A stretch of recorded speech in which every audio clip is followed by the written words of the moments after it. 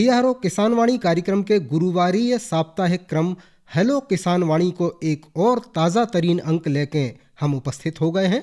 एक कार्यक्रम से सभी जनों को सतीश साहू की राम राम। आज के हमारे एक कार्यक्रम में विशेषज्ञ पधारे हैं कृषि विज्ञान केंद्र सागर के प्रमुख वैज्ञानिक डॉक्टर के.एस. यादव। यादव साहब, आपको ये कार्यक्रम में बहुत बहुत स्वागत है। धन्यवाद सर। और हमारे जो जागरूक किसान श्रोता हैं उनने ये कार्यक्रम में फोन भी करबो शुरू कर दो है, तो सुनत है कि आज के पहले किसान श्रोता को हैं और उनकी क्या समस्या है। हेलो। हेलो। हाँ भैया, आकाशवाणी सागर कार्यक्रम को नाम है हेलो किसान वाणी। सर जी नमस्कार। नमस्कार भैया, बहुत स्वागत है आपको ये कार्यक्रम में जिनको नाम है हेलो किसान वाणी। बिल्कुल सर, बिल्कुल। बताओ भैया। भागचंद्र साहू जी बोल रहे हैं, राजेंद्र नगर के पास होता थे। भागचंद साहू और गांव को नाम समझ में नहीं आओ भैया। राजेंद्र नगर का। चलो, बहुत स्वागत है आपको एक बार फिर। और बताओ आज को आपको क्या प्रश्न है। हमारा कृषि विभाग से समस्या जैसे चूहा परेशान करते हैं किसान भाइयों के लिए। चूहों से परेशान होते हैं तो इनके बचाव के बारे में पूछना है, किस तरीके से बचाया जा सकता है। खेतों में चूहा परेशान कर रहे हैं। हाँ बिल्कुल बिल्कुल, कृषि विभाग से समस्या हमारी। चलो, बिल्कुल आपको प्रश्न बराबर पहुंच गए हैं। आज के एक कार्यक्रम में प्रमुख वैज्ञानिक कृषि विज्ञान केंद्र सागर डॉक्टर के.एस. यादव जी उपस्थित हैं। वे आपको बता रहे हैं, सुनो आप। डॉक्टर साहब नमस्कार। नमस्कार नमस्कार साहू जी। हम आपका प्रश्न समझ गए कि खेतों में, खासकर गेहूं के खेतों में, आलू के खेतों में चूहा जो है लग रहे हैं, इसका नियंत्रण कैसे करें। तो किसान भाइयों, इसके लिए जो है सर्वप्रथम पहला काम यह है कि जो कि गेहूं सिंचित है, पानी भी है, आलू में भी पानी लगता है, तो एक तो समय से सिंचाई कर दिया करें, तो पानी भर जाने से चूहों का थोड़े दिन के लिए समस्या खत्म होती है। लेकिन अगर आपको रासायनिक दवा एक आती है जिंक फास्फाइड, काफ़ी जहरीली होती है, इसको बच्चों से दूर रखें, स्वयं भी हाथ न लगाएं, दस्ताने वगैरह पहन लें। और 2 ग्राम जिंक फास्फाइड और थोड़ा खाने का तेल और 100 ग्राम जो है आटा में इसको मिला लें और पुड़िया बना करके जगह जगह पर जहाँ इनके होल हैं या बिल है, छेद है, वहाँ पर इनको जगह जगह रख दें। तो इससे जो है चूहा एक बार खाएगा और जाके थोड़ी देर तक जो है कहीं ना कहीं मर जाएगा और फिर बाद में दूसरे चूहे नहीं आएंगे। रासायनिक उपचार यही है। इसके अलावा भी कुछ लोग जो है ऐसा गांव में करते हैं, सामान्य तौर पे सीमेंट जो है थोड़ा बहुत जो है मिला करके खाने में उसमें अगर रख देते हैं तो इससे भी चूहा खा करके नष्ट हो जाता है या पास में नहीं आता है। तो ये विशेष करके जिंक फास्फाइड जो मैंने बताया, इसका उपयोग करें और चूहों से बचाव करें। बिल्कुल सर। ठीक है भैया। हाँ ठीक है सर, नमस्कार। नमस्कार, बहुत धन्यवाद। हेलो। हेलो किसान वाणी। हाँ भैया, हेलो किसान वाणी को बोल रहे हैं आप। गुड्डू चौबे बोल रहा, बमोरी जिला सागर से। बमोरी डूंडर से गुड्डू चौबे जी, बहुत स्वागत है आपको। और बताओ क्या प्रश्न है भैया। आज हमारा जो प्रश्न है कि डेयरी फ्रूट का कहा उसे कब लगाओ जाते, कब पेड़ कहा मिले। कौन सा fruit. Dairy fruit. Dragon fruit. Dragon fruit बोल रहे हैं क्या। हाँ, ड्रैगन फ्रूट। हाँ हाँ हाँ। किसान भाइयों, गुड्डू चौबे जी ने पूछा है कि ड्रैगन फ्रूट कब लगाना चाहिए और कैसे लगाना चाहिए। तो इस संबंध में ड्रैगन फ्रूट की कलम आती है, आप किसी अच्छे विश्वसनीय नर्सरी से ले लें और इसको 1 से 1.5 फीट लंबा चौड़ा गड्ढा खोद लें, उसमें गोबर की खाद मिला करके और तैयार कर लें और उसमें जो है एक गड्ढे में 4 पौधे जो है आप लगा दें और बीच में इसमें पोल लगा दें। फिर इसकी पोल के ऊपर चारों ओर गोल गोल सीमेंट के, आप लोगों ने देखा होगा, उस पर चढ़ा दिया जाता है। तो लगाने का उत्तम समय यही है, आप ड्रैगन फ्रूट लगाएं और अपने यहाँ भी ये ड्रैगन फ्रूट हो जाएगा। ठीक है गुड्डू भैया जी नमस्कार। ड्रैगन फ्रूट भैया वर्तमान में अच्छी संभावना है खेती में, आप बिल्कुल एक लगाओ और विशेषज्ञ है, बहुत फायदेमंद है रोग हो। बिल्कुल बिल्कुल। चलो, आपने भागीदारी करी, बहुत धन्यवाद। तो भैया हरो अपनो जो कार्यक्रम हेलो किसान वाणी आगे भी जारी रहे, लेकिन फिलहाल अपन थोड़ी देर को रोकत हैं। हम आपको मनोरंजन करवाउत हैं। एक ब्याह गीत लेके आए हैं, एक गा रही हैं प्रमिला सागर और उनकी सखियां।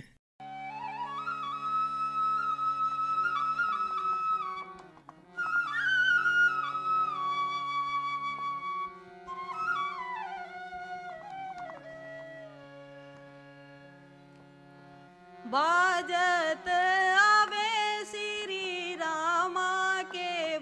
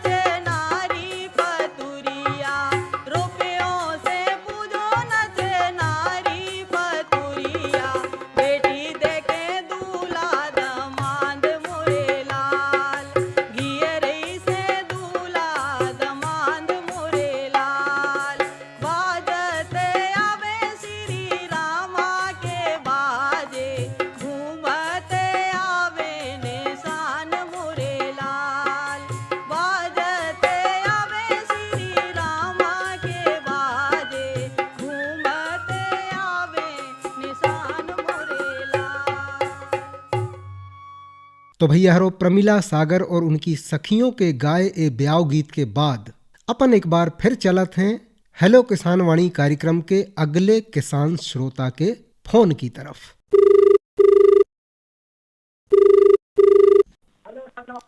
आपकी आवाज नहीं आ रही भैया। Hello sir. हाँ, अब बताओ क्या नाम है आपको, कहाँ से बोल रहे हैं? हमारा नाम साबिर खान बोतराई से बोल रहे हैं। साबिर खान बोतराई, बहुत स्वागत है साबिर जी। और बताओ क्या प्रश्न है आपको? सर ये देख कैसे बटरा मिलनी हो रही है बहुत ज्यादा। मक्का में? नहीं सर, बटरा मटर बटरा में। हाँ। चलो भैया आपकी बात पहुंच गई है, विशेषज्ञ जी आपको बता रहे हैं, सुनो आप। देखिए किसान भाई, अगर आपके मटर में बहुत ज़्यादा इल्ली लग गई हो, फलियां लग रही हो, तो तत्काल आप दवाओं का आप छिड़काव करें।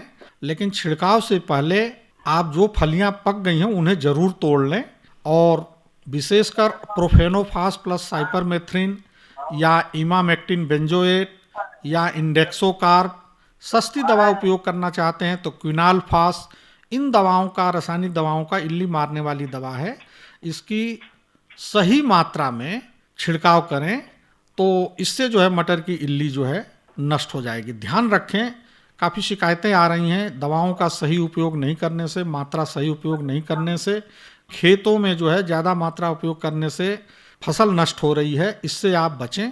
और ये देख लें कि दवाओं पर सही एक्सपायरी डेट है कि नहीं और अच्छी कंपनियों की दवा का उपयोग करें। ठीक है साबिर खान जी। जी सर, बहुत धन्यवाद भैया, आपने कार्यक्रम में हिस्सेदारी करी। हेलो। हेलो सर, नमस्ते। नमस्कार भैया, कौन बोल रहा है, कहाँ से बोल रहे हैं? अम्बेडकर चौक तेरवाड़ को जिला सागर मध्य प्रदेश से आप राम सखी परमानंद। हाँ परमानंद जी, बहुत बहुत स्वागत है आपको। धन्यवाद सर। और बताओ भैया का सवाल लेके आए हो आज? जो सवाल है कि आजकल जो मतलब जानवरों की गणना हो रही है तो कि कौन सी उद्देश्य से हो रही है, आए डॉक्टर साहब? देखिए परमानंद जी, पशु गणना की जहाँ तक बात है, जैसे मनुष्यों की गणना होती है तो पशुओं की भी गणना करना बहुत ज़रूरी है, जिससे हमें ये पता चलता है कि हमारे यहाँ गौवंशी, भैंसवंशी, बकरी, पिग, सुअर, मुर्गी, ये सब कितनी संख्या में है। तो इस आधार पर हम जो है एक निर्णय लेने होते हैं, कई योजनाएं बनानी होती हैं और दूध की मात्रा निकालनी होती है और अन्य बहुत सारे हमको इससे लाभ होते हैं। तो हमको कई योजना बनाने में, पशुओं को उन्नत नस्ल को बदलने में, दूध की मात्रा है तो कितनी आ रही है, खपत कितनी है, सामान्य तौर पर एक व्यक्ति को कितना दूध लगना चाहिए, तो कितना हम और इसकी जो है संख्या बढ़ाएं, ये सब योजनाओं को बना करके और किसानों को लाभ देने के लिए पशुओं की गणना की जाती है। और अनिवार्य रूप से हम सभी को अपनी पूरे पशुओं की ईमानदारी से जानकारी जो है देना चाहिए, जिससे भविष्य में जो है हमें, आपको मालूम हो सके सभी को कि हमारे पास कितने इसके संसाधन हैं, कितनी इसकी उपयोगिता है। तो ये हमारे लिए काफ़ी उपयोगी है। आप एक काम करें, 1962 जो है इसका नंबर है, आप 1962 पे भी लगा करके इस संबंध में अपनी समस्या का निराकरण कर सकते हैं, बात कर लें। जी ठीक है सर। 1962 है ना? हाँ ठीक है, 1962। ठीक है परमानंद जी, आपने कार्यक्रम में हिस्सेदारी करी, आपको बहुत धन्यवाद। हेलो। Hello sir. हाँ जी नमस्कार, को बोल रहा भैया? किसान वाले हम अनंत राम अहिरवार बोल रहे थे। अनंत राम अहिरवार जी, बहुत दिन बाद फोन लगाओ भैया आपने। हाँ सर। बताओ भैया, पहले अपने गांव को नाम बताओ। हमारे गाँव को बदोना ना, बदोना, भोपाल रोड पे। बिल्कुल बिल्कुल, बहुत स्वागत है भैया आपको। और बताओ आज को क्या प्रश्न है आपको? आज की तरफ में साहब जो मुनगा को पेड़ है अपने लगो। मुनगा को पेड़ है, हाँ, वो में क्या समस्या है भैया? तो 4-5 साल पुराना हूँ, तो फूलों है तो मैं आऊँगा साहब, माहू लग रही है। और माँ चलो यादव साहब ने सुन ली है आपकी बात, भी आपको बता रहे हैं। किसान भाइयों, ये काफ़ी समस्या पाई जाती है कि मुनगा में जैसे ही फूल आता है और उसके बाद जो है उसमें म्याऊं या अन्य जो है चीज़ें, रस चूसक कीट लग जाते हैं, इससे फलियां बनने में दिक्कत होती है। तो किसान भाई, अगर आपका मुनगा का पेड़ छोटा है और आपकी पहुंच से पास है तो आप फुट स्प्रेयर या जिसमें एक लंबी टनल होती है, उसको डंडी होती है जिसमें, उसका आप जो है उपयोग करें। और इसमें जो है विशेषकर नीम का तेल अगर मिल जाए तो 5 ml प्रति लीटर की दर से घोल बनाकर 15 लीटर की टंकी में 75 से 80 ml डाल लें और मुश्किल से 20 से 25 ग्राम जो है आप सोडा जो होता है कपड़ा धोने वाला, इसका मिला लें, घोल मिला लें चिपकने के लिए। और इसका एक छिड़काव अगर आप कर देते हैं तो ये समस्या आपकी दूर होगी। लेकिन आपको ऐसा लग रहा है कि बहुत ज़्यादा जो है म्याऊं लगी हुई है, जिसको आप एफिड्स या जेसिड्स हम लोग कहते हैं, तो इसके लिए जो है थायोमिथाक्साम या इमिडाक्लोप्रिड की जो दवा है, और मात्रा बहुत कम रखें इसकी, 3 लीटर पानी में 1 ml दवा डालनी है। 15 लीटर की टंकी है तो 5 ml डालनी है, नहीं तो 7 से 8 लीटर 20 लीटर की टंकी में डालकर चारों तरफ से अगर छिड़काव कर देते हैं, खासकर शाम के समय या बिल्कुल सवेरे 6 बजे के आसपास, तो निश्चित तौर पर ये जो है कंट्रोल होगा। और निराई गुड़ाई करके खाद उर्वरक देंगे तो मुनगा की फसल जो है काफ़ी पौष्टिक होती है और काफ़ी जो है आपको अच्छा लाभ देगा, पैसा भी देगा, बेच भी सकते हैं और उपयोग भी कर सकते हैं। ठीक है अनंत राम जी। जी सर। ठीक, बहुत धन्यवाद भैया, आपने कार्यक्रम में हिस्सा लो। जी सर। और लो भैया, एक कार्यक्रम में फिर एक छोटो सा विराम। कैसे एक बार फिर समय होगा है मनोरंजन को, तो ले एक बसंत गीत आपको लेके आए हैं। एक गा रही हैं उर्मिला पांडे। सजनी भई ऋतुराज अबाई, सजनी भई ऋतुराज अबाई।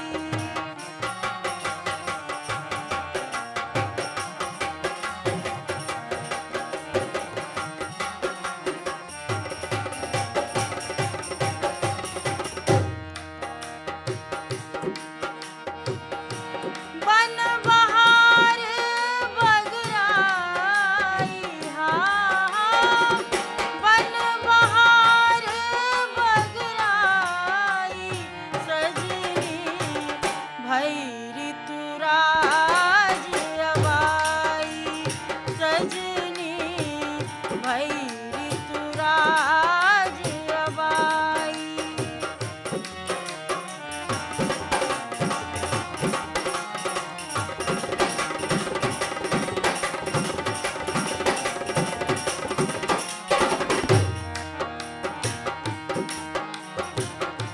फैली महक चहक रहे पंछी, फैली महक चहक रहे पंछी, फैली महक चहक रहे पंछी, फैली महक चहक रहे पंछी। कोयल कूक सुनाई, देखो सखी, कोयल कूक सुनाई, सजनी भई ऋतुराज अबाई, सजनी भई ऋतुराज अबाई।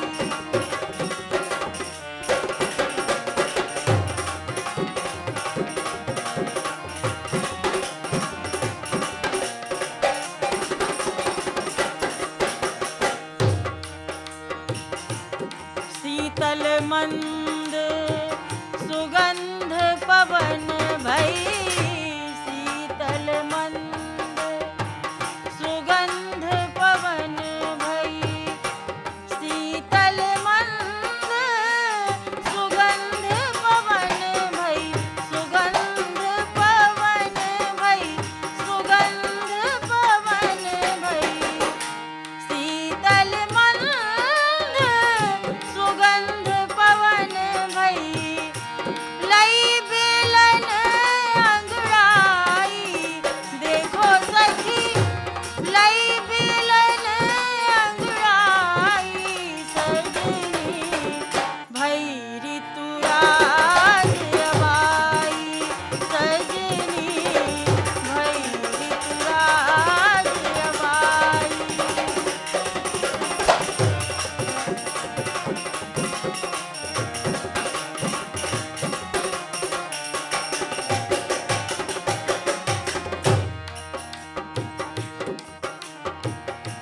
आमन बोर मोर सो बांधे, आमन बोर मोर सो बांधे, आमन बोर मोर सो बांधे, आमन बोर मोर सो बांधे।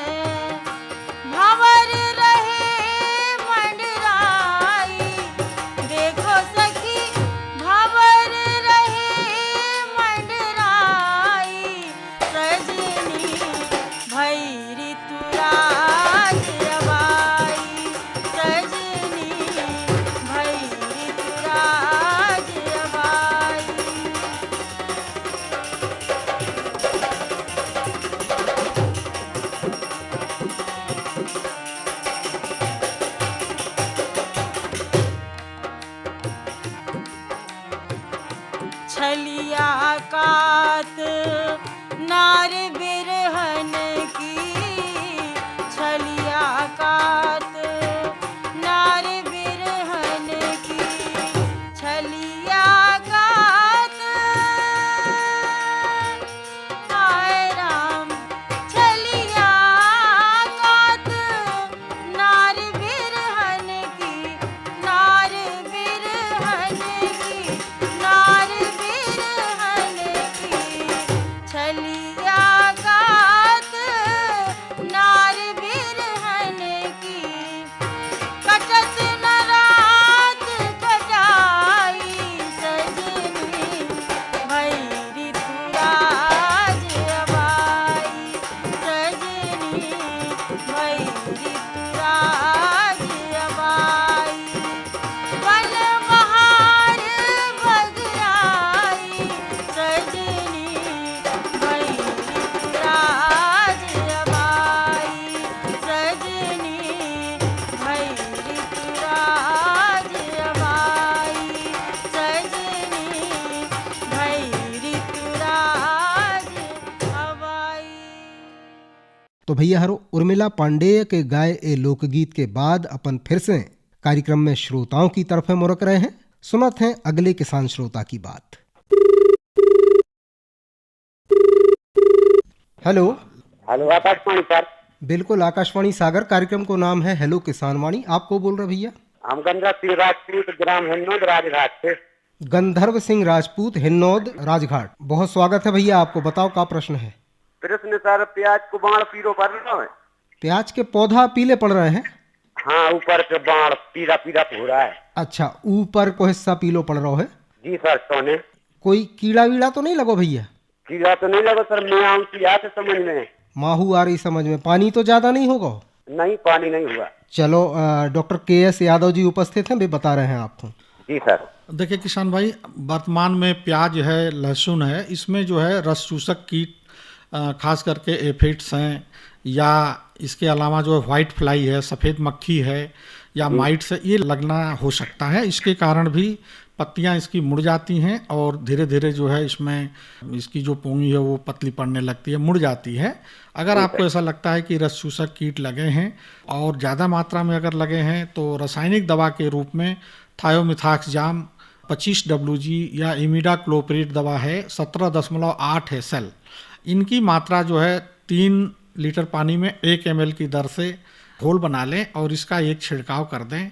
अगर आपने कोई उर्वरक इसमें नहीं दिया है, खास करके नत्रजन युक्त उर्वरक नहीं दे पाए हैं, तो 19 और 19 घुलनशील उर्वरक होता है, इसकी 1 किलो मात्रा 150 लीटर पानी में घोल लें और इसका भी जो है छिड़काव आप करेंगे तो इससे भी जो है काफ़ी जो है सुधार होगा, आपकी फसलों में हरापन और पौधों में वृद्धि होगी। लेकिन दोनों दवाओं को मिला करके कभी छिड़काव न करें, अलग अलग करें। ठीक है गंधर्व जी, बहुत धन्यवाद, आपने कार्यक्रम में हिस्सेदारी करी।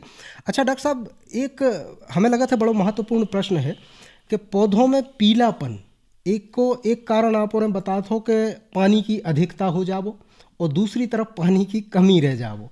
तो जो किसानों खूब पहचानने में बड़ी दिक्कत होती है, तो कैसे पहचान करें कि पौधा में पानी की कमी है या पानी की अधिकता है, चाहे पौधा सब्जी फल को हो, अनाज को हो, दलहन तिलहन कोई भी? देखिए किसान भाइयों, खास करके हमारे क्षेत्र में तो गेहूं में ये समस्या काफ़ी आई थी। तो एक तो गेहूं में इस साल जो समस्या आई हो, तापमान में उतार चढ़ाव के कारण, और बीच में आया था कि पीलापन जो है आया था। लेकिन अगर मान लीजिए यूरिया या नत्रजन की कमी होती है तो नीचे की जो पत्तियां होती हैं पहले वो पीली पड़ती हैं। इसके अतिरिक्त अगर मान लीजिए आपके गेहूं के पौधे में या अन्य पौधों में जो है पीलापन में ऊपर कोई एक विशेष लक्षण लेके चितकबरापन टाइप की कुछ पत्तियों में होता है, या कभी कभी जो है आपकी जो है बीज की पत्तियां, कभी कभी ऊपर नई पत्तियां, तो ये विशेष करके देख करके ही पहचान में आएगा। क्योंकि खास करके कुछ सूक्ष्म पोषक तत्व है, जैसे आयरन की कमी होने के कारण, जिंक की कमी होने के कारण, सल्फर की कमी होने के कारण, ये महत्वपूर्ण 3 चीज़ों की कमी के कारण हमारे फसलों में वर्तमान में पीलापन जो है आता है। और इनके लक्षण भी अलग अलग होता है, लेकिन ये देखने के बाद ही जो है आपको दवा भी रिकमेंड करेंगे। क्योंकि हर पीलापन कोई ज़रूरी नहीं है कि केवल पानी की अधिकता के कारण या कमी के कारण ही होता हो, तो ये लक्षण बेस पर जो है अलग अलग पहचान होगी। ये वैज्ञानिक या आपके कृषि विभाग के अधिकारी हों, उनको आप दिखा करके ही फिर इसकी दवाओं का उपयोग करें, खासकर सूक्ष्म तत्वों के रूप में। इसके लिए जब आप जाते हैं तो आप जो है कृषि विज्ञान केंद्र या अपने नज़दीकी अधिकारियों से बात कर लें और उसको दिखा करके, या आप जो इसका फिर दवा पूछेंगे तभी बता पाएंगे कि ये किन की कमी के कारण है। अनावश्यक रूप से बहुत सारी दवाओं का, 3-4 दवाओं का कुछ भी लाकर छिड़कने से पैसे को बर्बाद न करें। आप हम लोगों की सहायता जरूर लें, अधिकारियों की सहायता लें। धन्यवाद। अच्छा डॉक्टर साहब, वर्तमान मौसम की हम बात करें तो जात जात ठंड में फिर से उतार चढ़ाव देखो जा रहा है। तनक में तापमान बढ़ जात है, फिर घट जात है और ठंडी हवाएं भी चल रही हैं। अब मौसम विभाग ने एक जानकारी दी कि भविष्य में पानी भी गिर सकत है। तो मौसम के उतार चढ़ाव को फसलों पे का प्रभाव हो सकत है और किसानों को कौन तरह से जो है तैयार हो चाहिए? देखिए किसान भाई, आजकल वर्तमान में मौसम विभाग द्वारा समय पूर्व ही चेतावनी दी जाती है, तो कोशिश करें कि मौसम विभाग से आप जो है अपने व्हाट्सएप के माध्यम से या मोबाइल के माध्यम से उसकी जानकारी रखें और तदनुसार निर्णय लें। जहाँ तक तापमान में उतार चढ़ाव का प्रश्न है, तो बट नेचुरल है कि प्रारंभ में से ही लेकर और आज के समय में काफ़ी अंतर आ गया है जलवायु परिवर्तन के कारण। तो ये भी एक बहुत मुख्य है कि जलवायु परिवर्तन के कारण, क्लाइमेटिक चेंज के कारण जो है परिस्थितियां बदलती हैं, तो पौधों के ऊपर भी प्रभाव पड़ रहा है। इस पर वैज्ञानिक भी जो है, कृषि वैज्ञानिक भी काफ़ी शोध करके और काफ़ी ऐसी किस्में विकसित की जा रही हैं। खासकर अभी देखेंगे तो गेहूं में है, चना में है, तो इनमें भी जो है तापमान को सहन करने वाली किस्में अब आ गई हैं। तो उन्हीं किस्मों का भविष्य में आप उपयोग करें जो तापमान के उतार या चढ़ाव को जो है सहन कर सकें। तो ऐसी किस्में आ चुकी हैं, इनका उपयोग करें और मौसम विभाग की पूर्व जानकारी के अनुसार जो है हमेशा सचेत रहें। धीरे धीरे तो ये समस्या धीरे धीरे दूर होगी। तो भैया हरो जो हतो किसान वाणी कार्यक्रम को गुरुवारी ये साप्ताहिक क्रम हेलो किसान वाणी, आज इनमें काफ़ी किसान श्रोताओं ने फ़ोन करे और उपस्थित विशेषज्ञ से जानकारी ली। उनके जो प्रश्न न सिर्फ उनके काम आ है, बल्कि सुनने वाले हजारों हजार जो किसान दूसरे श्रोता हैं उनके भी काम में आवे वाले हैं। अगर आप और भी एक कार्यक्रम में फ़ोन लगावो चाहत हो तो हर गुरुवार को दोपहर में 1 बजे से आकाशवाणी केंद्र फ़ोन लगा के उपस्थित विशेषज्ञों से कृषि संबंधी, पशुपालन संबंधी, उद्यानिकी संबंधी प्रश्न करके और अपनी शंकाओं को समाधान करा सकत हो। इते को फ़ोन नंबर है 240 845। ये नंबर के पहले आपको सागर को STD कोड लगाने पड़ है जो है 07582। तो आशा है भैया कि आगे के एक कार्यक्रम के अंकों में आप और भी फ़ोन लगे हो। और अब चलत चलत आपको बता दें कि आज के एक कार्यक्रम में हमारे जो विशेषज्ञ हते बेहते प्रमुख वैज्ञानिक कृषि विज्ञान केंद्र सागर डॉक्टर KS यादव। कार्यक्रम को संचालन कर रहे थे हम सतीश साहू और कार्यक्रम को संयोजन हतो दीपक निषाद को। तो भैया हरो हेलो किसान वाणी कार्यक्रम के अगले अंकों में आप और से फिर भेंट हुई है। यही आशा और उम्मीद के संग फिलहाल चाहते हैं अनुमति। राम राम।